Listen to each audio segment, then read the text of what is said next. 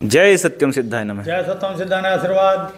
गुरुजी, मेरा प्रश्न आपसे यह है कि हमने बचपन में सुना था अलादीन का चिराग, जिन्न, और ये जिन्न जिन्नात, क्या ये जिन्न जिन्नात हमारे धर्म से भी इसका कुछ जुड़ाव है? इसमें भी कुछ वर्णन है? ये क्या होता है जिन्न जिन्नात? देखिए, हमारे यहाँ ये बेताल के रूप में है। कुछ ब्रह्म राक्षस भी मानते हैं इसे। तो इनका क्या है, किससे उत्पन्न हुए? तो कहा जाता है कि अल्लाह ने या ईश्वर ने इन्हें जो सबसे पहले बनाया आग से। ये जो भ्रमात्मक धारणा है जो समाज में बिना प्रायोगिक है नहीं, और डरावनी ज़्यादा बना दी गई। ऐसे ही हु हा करते हुए निकले, उससे निकले वैसे। तो ये ऐसा कहीं कुछ नहीं है। मानता हूँ कि छोड़ो, मानता वो जो मान रहा है इसे मानता रहे। फैक्ट ये है जो अब जिन अच्छे और बुरे भी होते हैं, है ना।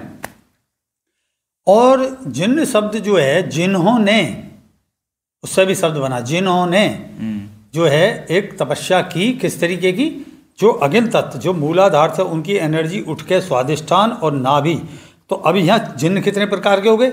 एक जो धरती के अंदर रहते हैं, जो मूलाधार विषय। मूलाधार विषय क्या है? इस प्रकृति का है ना, वो कहीं भी रह सकते हैं। उसमें जैसे साधना करा, उसने प्रकृति तत्व की साधना करी, उसने मतलब पेड़ों की साधना करी, वृक्ष का ध्यान करा, तो उसकी अंत में आत्मा कहाँ समा जाएगी? वृक्ष में, है नहीं। क्योंकि उससे वहाँ साधना करेगा, वो अपनी अगली साधना को बढ़ाएगा। क्योंकि कर्म संस्कार के अनुसार वो कुंडली उठ गई, तो वो अपने थोड़े से जो मृत्यु का विषय है उसमें हस्तक्षेप कर सकता है। क्योंकि कर्म से ही है सारा भाग कर्म से बना हुआ, और कर्म से भाग बना हुआ। और दूसरा आया स्वादिष्ठान। स्वादिष्ठान स्वयं का अधिष्ठान, जहाँ तुम रहते हो, अर्थात मैं, और वहाँ क्या है? वो जल। तो वो जिन्होंने साधना करी। अब ये नई व्याख्या लोग इतना जो उठाएंगे उठान दो, उससे तो कोई फर्क नहीं पड़ता, ज्ञान की बात। और जो वो पानी में रहेंगे, नदी में, नालों में, सागर में, महासागर के बीच में, इस तरीके से। तो जो योगी और जिन इस तरीके के साधना वाले जिन्होंने इस स्तर पर पहुंच गए, उन्होंने अपनी जो लाश थी, नहीं लाश नहीं कहेंगे उन्हें, जो उनकी शरीर था तन को, तो उन्होंने ताबूत में बंद करवा के नदी में छोड़वा दिया, या उन्होंने अपने शरीर को कि मछलियों को समर्पित करवा दिया। लेकिन ये देखिए, जब वो जीवित रहते थे और समाधि लगाते थे अंदर जल में, तो मछलियाँ उनको नहीं खाती थी। तो कैसे? तो इसलिए वो उनका शरीर एज इट रहता था, वो वहाँ रह के। तो अब वो क्या निकलेंगे? जब भी साधना करोगे, उन संबंधित कोई मंत्र पढ़ोगे, तो उसमें किस में से निकलेगा? जल में से। कहाँ से निकलेगा? समुद्र में से। और जो उससे उच्चतर जी, जैसे कुछ निकलेंगे धरती में से, पेड़ में से आ गया। और जो नाभि पर पहुंच गए थे अगिन तत्व में, तो वो अगिन से निकलते हुए दिखाई देते थे। आपने चिराग जलाया, चिराग की रोशनी से वो निकल आया, प्रकट हुआ। अब चिराग में से क्या? धुआं जा रहा है, और जैसे ही वो निकलेगा तो वो धुआं एकदम विस्तार लेगा, और विस्तार लेने के बाद में वो चारों तरफ ऐसे घूमेगा, और एकदम जब प्रकट होगा तो ऐसा लगेगा इसकी पूंछ जो है जिन्न की, वो जो है काली सी है या लाल रंग की सी है, इस तरीके से। ये भ्रमात्मक धारणा।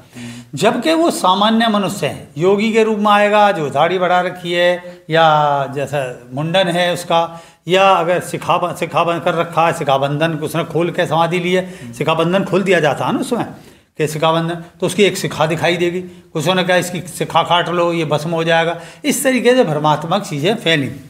अब देखिए, जो पहले से योगी है, जो पहले से 3 चक्र क्रॉस कर चुका है, और तुम साधक हो, अभी तुम्हारा 1 चक्र क्रॉस नहीं हुआ है, तो तुम रक्षाबंधन करोगे, अगर वो आ गया और वो पहले ही ये सब काम कर चुका है, तो उसके अंदर एक नेचर तो है ही, अभी पूरा शुद्ध तो हुआ नहीं है, सिद्ध जी। तो वो क्या करेगा?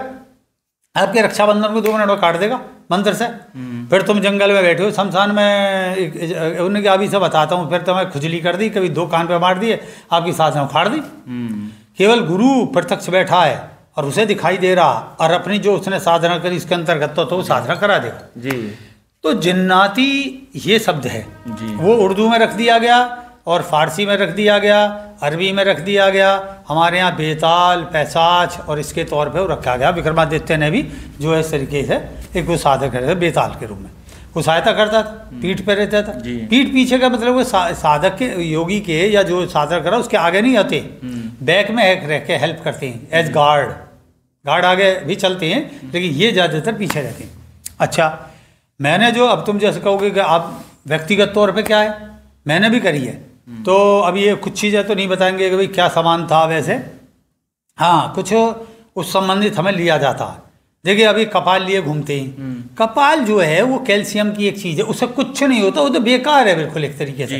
जब तक उसमें वो जीवित व्यक्ति का कुछ अंश ना हो, मस्तिष्क हो, आँख हो, चाहे वो डेड हो चुकी हो, कान वगैरह, मतलब इतना स्किन होना चाहिए। क्योंकि अभी उसमें वो सब कनेक्शन का, जैसे अब तुमने मोबाइल ले रखा, उसमें ना तुम्हारा सिम है ना तुम्हारा वो उसमें बैटरी है, तो कैसे काम कर जाएगा? बिल्कुल बिल्कुल। तो इस तरीके कपाल लेके कपाल में पानी पीना, कपाल में रोटी खानी, इससे कोई फर्क नहीं पड़ता, ये बताऊँ। तो वो आइटम, तो वो लेके जब आप साधना करोगे और उसके ऊपर बैठ के, जैसे हमारे यहाँ अलग अलग हैं, भैरव की है, भैरव महाराज की है, और मैंने जो करी वो पंचमुखी हनुमान जी की करी। पंचमुखी हनुमान जी के 11 पाठ करने पर वो सब प्रकट होता है।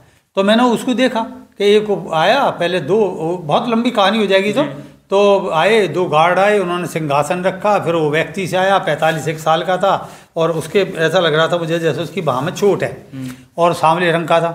आके मैंने पूछा भाई ये कौन है? तो उसके जो गार्ड थे तो उन्होंने कहा ये हैं जिन्न। अब उनका नाम था रियलिटी में मुन्ना भाई जिन्न। अब मुन्ना भाई जब फिल्म भी नहीं बनी थी, वो तो बहुत प्राचीन बात है, कम से कम 40 साल पुरानी बात है। तो अब देखिए वो आके मुझसे बोले कि हाँ क्या चाहते हो आप, है नहीं, सिंहासन नॉर्मल, और उसका था जैसे शेरवानी और पहनते दूल्हे वाली ड्रेस, उस तरीके के सिंहासन बैठे, सामने देख रहे, सामने एक स्त्री नृत्य कर रही, मैंने भी देखा। अच्छा, फिर मुझसे बोले किस लिए बुलाए? हमें 700 इतने कुछ बताया उन्होंने, कि 700 इतने से दूर से आना पड़ता। तो मैंने कही जी मेरी साधना और बढ़ जाए। उन्होंने क्या करते हो? मैं बोला हनुमान चालीसा पढ़ता हूँ। तो वो जिन्न बोले ये क्या होती है? तो पड़ोस में जो बैठे थे बोले ये वो होती है जिसमें लिखा है कि भूत पिशाच निकट नहीं आवे, महावीर जो नाम सुनावे। बोले इससे कुछ नहीं होता।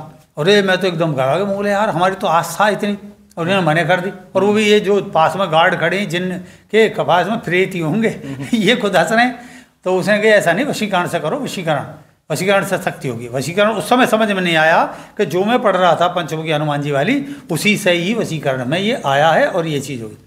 तो देखिए इसमें उसका ताबीज़ भी पहनना पड़ता है, उसका यंत्र भी रखना पड़ता है, बहुत कुछ ऐसी चीज़ें हैं, ये ऐसी हवा में नहीं हो जाती। और चूँकि मैं अभी ये सिखाने वाली कहानी तो है ना, मेरे पास भगे चले आओगे जी हम करवा दें, ऐसा मैं ज्ञान की बात बता रहा हूँ।